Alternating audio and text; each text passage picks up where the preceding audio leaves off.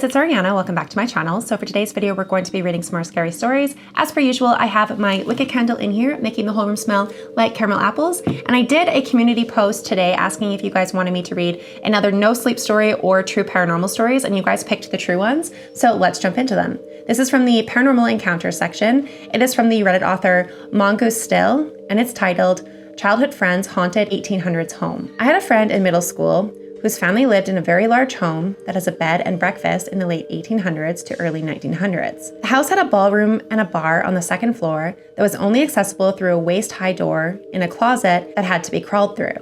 Unfortunately, there was a fire in the ballroom, and due to the small door, many didn't make it out alive. The door inside the closet that led to the ballroom still exists, and I have seen it, but behind the door is just now drywall and the exterior of the home. I encountered spirits in this house often. My friend would mention that the spirits were most active while I was there. We would hear things often: footsteps descending the stairs when no one was home, a sudden cool rush of air when no windows were open, and there was even one room in the house her dog refused to go inside of. The most intense experience I had in this house is a direct memory that sticks with me still, 15 years later. My friend and I were in her bedroom getting ready for our track meet. This was broad daylight around 3 p.m. We were doing our hair, looking into a mirror, and the bedroom door was behind me and to my right.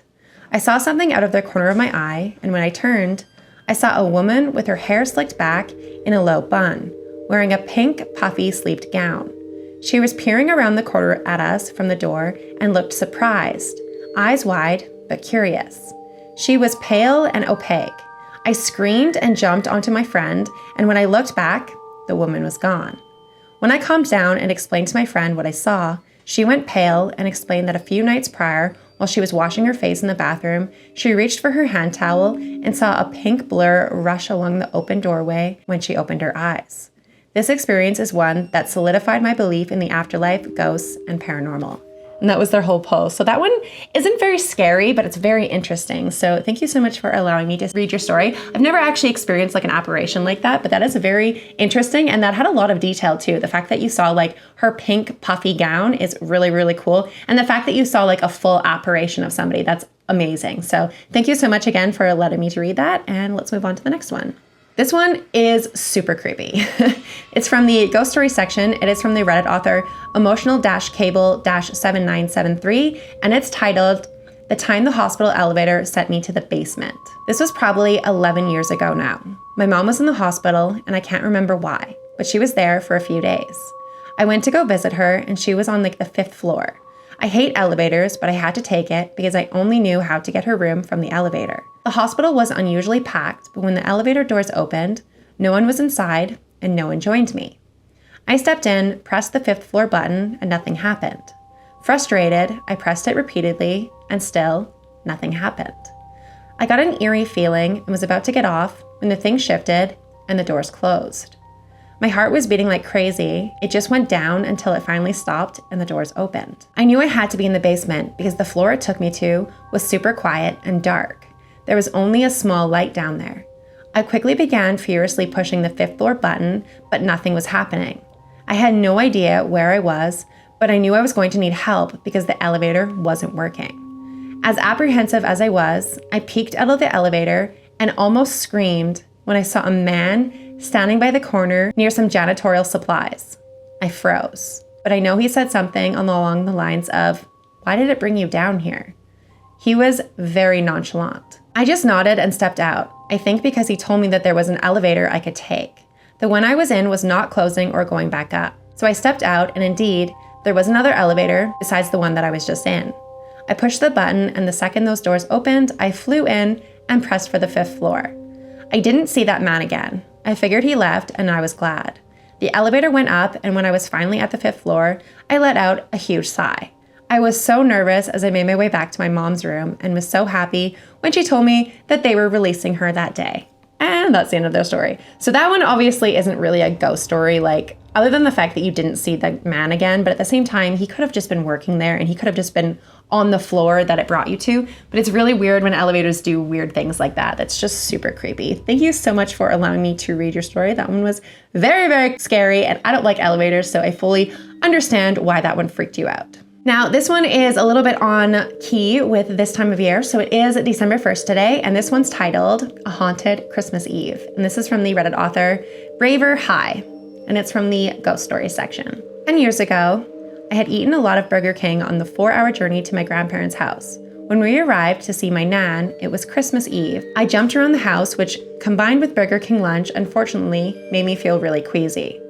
This was a sadder Christmas than usual, as my grandpa had passed away earlier that year, but my family was determined to lift my nan's mood with a fun and loving Christmas. Now on to the spooky story. I decided to sleep off the self-inflicted nausea when my family took my nan to a local fish and chip restaurant. Leaving me on my own in this bungalow my nan and grandpa built themselves. I was woken up by the sound of loud music. It was a King Cole song, which is my nan's favorite artist. Being sleepy and not thinking straight, I asked my grandpa to switch it off. Immediately, the music stopped. This made me wake up properly, as of course, my grandpa had passed away. Tentatively, with my heart racing, I left the bedroom and I shouted to see if the rest of the family had got home. But they hadn't. I was home alone. I went into the living room and I saw that my grandpa's stereo system that he loved had a Nat King Cole CD inside. So I unplugged the stereo and went back to bed. It wasn't long after falling into an uneasy sleep that the Nat King Cole music blared out even louder. It was so loud, it was reverberating around the bungalow, and I started to cry, feeling very freaked out.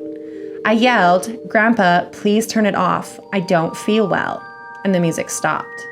I didn't want to get up again, so I stayed awake until my family got back about half an hour later.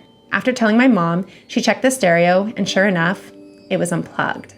Since then, my nan's dementia has gotten worse and she often forgets about my grandpa, remembering only about a handsome, kind man and stroking his photo for comfort. The stereo still comes on loudly, usually when she's being difficult to care for and unpleasant, a horrible side effect of dementia, and it calms her immediately. We all think it's our grandpa in his own sweet way, saying, as he used to, "Don't worry, pet, it's all going to be all right." So that one was a creepy story that the stereo kept coming on, and every time that you would acknowledge that it was your grandfather, it turned off, but it was a very sad story. I'm so sorry that you guys are going through that. Thank you so much for allowing me to read your story. That one was definitely creepy and definitely really sad at the same time. The next one is from the Ghost Story section. It is from the Reddit author Nuffsaid8, and it's titled, I Actually Saw the Grim Reaper. I originally posted this in the Glitch in the Matrix section and was messaged that it might fit here. This happened when I was just a kid, around 9 or 10. It sounds like a made-up story, but it really happened. This is my first time revealing it since the day that it happened. I was a farm kid that grew up doing chores and helping out on the farm. If you know anything about farming, you know that hay baling time is an all-hands-in time. You are bucking bales in the field and choking in the hayloft. You are doing all of this in some of the hottest days of the year. After a long day of putting up bales and being covered in sweat, hay sticking to us and our mouths and noses full of hay, it was finally done. Being true country kids, when this last bale hit the hayloft, my siblings and I ran towards the pond like it was an oasis in the desert. We hit the cool water full tilt. Our pond was spring-fed by an underground river, so that water was always around 60 degrees. We were all splashing around and acting like fools. We were just enjoying getting the sweat and hay off of us, when all of a sudden, in my mind, everything froze. It was as if time stopped. There was no sound. The shouts and laughter had stopped. I could move my eyes, but not my head. I glanced around as much as humanly possible. I saw my brother doing a cannonball from the shore. He froze just as his lower half had entered the water. I could see the water bursting around him, and it was frozen mid-air. I could see the happiness in his face. I could see my other brother stepping out onto the shore, the water dripping from him frozen in mid-air. Just beyond my brother, standing on the shore, was a robed figure holding a sickle. Beside him was an old man that looked a lot like my dad. The old man was using a walker or 2 canes. I honestly don't remember which. There was something so familiar yet different about this man. I looked closer and the old man did resemble my dad, but it wasn't him. The old man was talking to the figure in the dark robe and looking at me. I have no idea what was being said because in all honesty, I was terrified. Time had stopped and there were 2 figures standing on the bank of the pond, one definitely looking like a grim reaper, and I'm acutely aware of them. At the very instant, I sensed the old man was trying to decide if he could jump into my body fast enough to escape the guardian. I also knew he decided not to try. The very next instant, they disappeared and the world started again. I am freaking out, asking my brothers what just happened. I explain that time just froze, and I tell them about the 2 figures on the shore. They look at me with that look brothers give each other when they think the other one is crazy. I have never mentioned this again to anyone. It is now almost 50 years later, and guess what? I look like my dad did. I also have severe neuropathy in both legs, and now should be using a cane or walker. I will let you guess who flat out refuses to use a cane or walker no matter how bad the pain is. I know now the second figure on the shore was me as an old man. I know now the Grim Reaper was reviewing my life with me. I also know that the one moment in time, young me and old me were aware of each other. That is why I knew what the old guy was thinking. I also know that old me didn't want to deprive young me of my future by trying to jump into my body.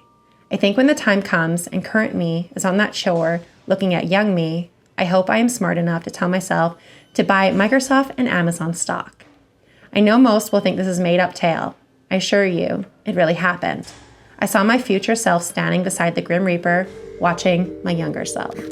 And that's their entire story. That is really, really, really interesting. I definitely understand why you posted that in the glitch in the Matrix, because that is a very bizarre story. But thank you so much for allowing me to read that. That is so creepy. Oh my goodness. And I hate the idea of ever like knowing what your future is. Anything related to that just freaks me out. So the fact that you actually saw like your future self and then your old self, like, oh my God, that's just so scary. No, thank you. I hate that so much. Okay, the last story that I'm gonna read is from the paranormal section. It is from the Reddit author, I'm sorry, I can't pronounce your name. It's YIXHB, and it's titled Black-Eyed Kids. My grandma encountered 3 of them. They asked her if they could come in. We have a garden with a balcony door which leads to the living room. They hadn't looked directly at her, and they were just staring at the door. One of them asked her if they can use her phone to call their parents, and my grandmother told me she never felt such dread, but thought nothing of it because they were kids. She said yes and let them in. She told me that they then finally looked at her with eyes that were pitch black. She never saw something like this ever in her life, and she froze and just stared at them as they walked into our hallway out of sight. Then my grandmother followed in a second or two, and they were gone, simply vanished into thin air. She was genuinely scared and confused when she told me this. My grandmother would never make such things up. If you ever talk about the paranormal in general, let alone having access to the internet, because she simply doesn't understand how all of this works. Never used a computer in her life. She's from a much older generation. I Googled and froze after reading about the phenomena. This happened 7 years ago. This story is startling to me every time when I think about it. My poor grandma.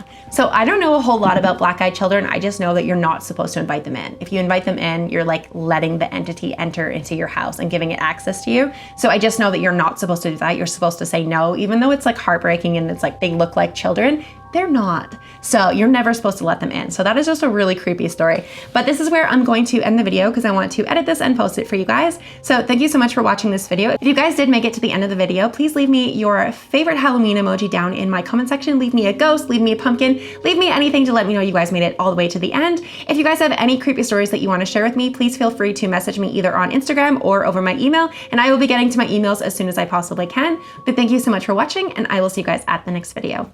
Bye.